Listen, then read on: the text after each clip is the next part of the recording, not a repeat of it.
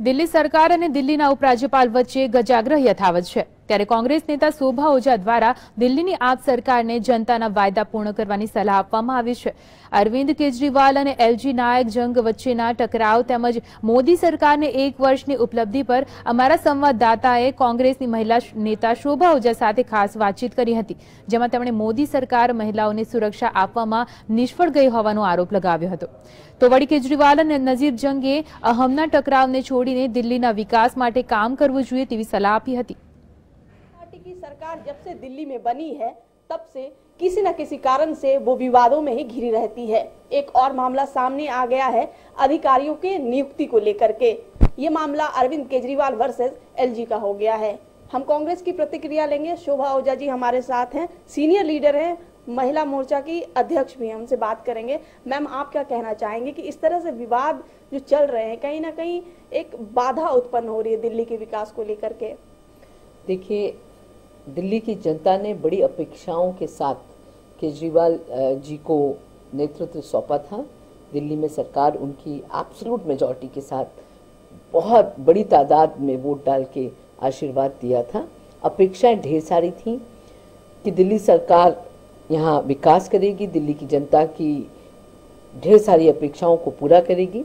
पर जब से अरविंद केजरीवाल जी बने हैं तमाम कभी किसी बात को लेके कभी किसी बात को लेके वो अपने दायित्व से मुंह मोड़ते आ रहे हैं। जहाँ तक एलजी और अरविंद केजरीवाल की लड़ाई की बात है, दोनों के कार्यक्षेत्र अलग अलग हैं और दोनों को अपने कार्यक्षेत्र में रहते हुए इस दिल्ली की जनता को नेतृत्व देना चाहिए। एक दिल्ली की जनता को अच्छा गवर्नेंस देना चाहिए, बजाय इसके कि दोनों आपस में एक अहम की लड़ाई लड़ रहे हैं। और जिस तरह से दिल्ली में ऐसा लग रहा है कि कोई नेतृत्व ही नहीं है, कोई गवर्नमेंट ही नहीं। अंतिम सवाल आपसे पूछना चाहूंगी, बीजेपी सरकार के कार्यकाल के 1 साल पूरे हो गए हैं, क्या अच्छे दिन आए हैं?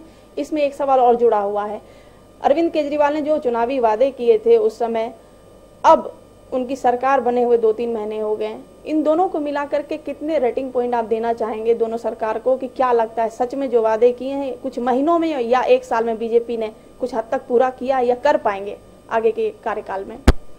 जब चुनाव चल रहे थे उस दौरान पूरे हिंदुस्तान की जनता के कान गूंज गए थे नारों से, बहुत हो गई महंगाई की मार अब की बार मोदी सरकार, बहुत हो गया महिलाओं पे अत्याचार अब की बार मोदी सरकार। तमाम ऐसे नारे, अच्छे दिन का वादा, तमाम नारे लोगों के कान में गूंज आज तक गूंज रहे हैं। पर अगर साल भर उठा के देखें इस सरकार का तो महंगाई से जनता की कमर टूट चुकी है। कोई भी दाल 100 रुपये किलो से कम की नहीं है, सब्जियां बहुत महंगी हैं, पेट्रोल डीजल के भाव बढ़ गए हैं, यात्रा ट्रेन के भाव, ट्रेन में टिकट के भाव बढ़ गए हैं, तमाम चीज़ें हैं। किसान आज मर रहा है, क्राइम बढ़ गया है, महिला अत्याचार बहुत तेज़ी से बढ़ा है, किसान मर गया है, युवकों को रोज़गार नहीं मिला है। ये तमाम ऐसे मुद्दे हैं जो इस सरकार की 1 साल की उपलब्धि है। तो इस ऐसी सरकार जिसकी उपलब्धि महंगाई, गुंडागर्दी, महिला अत्याचार, बेरोजगारी, किसान की मौत है, उसको आप क्या नंबर देंगे? दिल्ली सरकार को क्या नंबर देंगी आप? देखिए, दिल्ली सरकार भी तमाम जब से बनी है, कुछ इन्होंने जो लोगों को वादे किए थे वो कुछ पूरे नहीं हो रहे। आज दिल्ली की जनता से अगर आप पूछेंगे सड़क पे जाके तो वो अपनी व्यथा आपको सुनाएगी कि कितने वो परेशान है। तो कुल मिला के केजरीवाल जी भी अभी तक नौटंकी मोड में ही चल रहे हैं। बहुत बहुत शुक्रिया हमसे बातचीत करने के लिए। तो ये थी शोभा ओझा जी, कांग्रेस की वरिष्ठ नेता, जिनका साफ तौर पे यही कहना है मोदी जी हो या अरविंद केजरीवाल, जिन वादों के कारण वो सत्ता में आए हैं कहीं ना कहीं उन वादों को पूरा करने में अब तक सफल नहीं हो पाए। हालांकि उनका कार्यकाल अभी भी बचा हुआ है, चाहे अरविंद केजरीवाल हो या मोदी सरकार। ये देखना बड़ा दिलचस्प होगा कि जो वादे अच्छे दिन के किए गए थे और 5 साल केजरीवाल, वो कितना रंग लाता है। कैमरामैन कुणाल मेहरा के साथ प्रियंका सिंह राजपूत, GSTV, दिल्ली।